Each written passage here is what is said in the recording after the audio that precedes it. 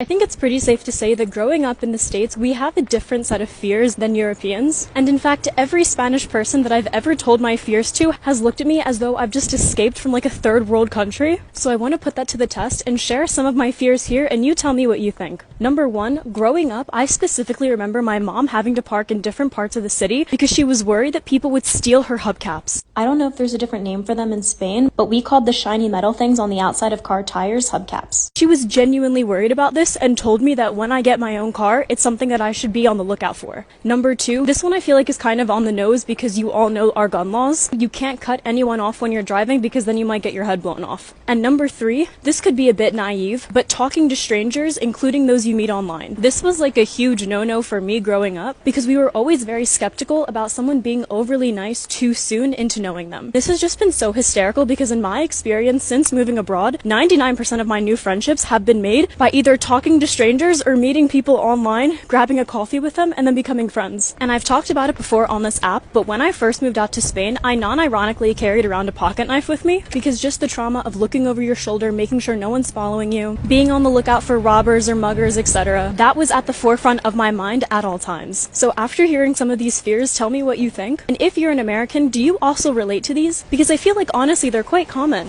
At least for me growing up in Philly. If you know anything about it, that place is a jungle.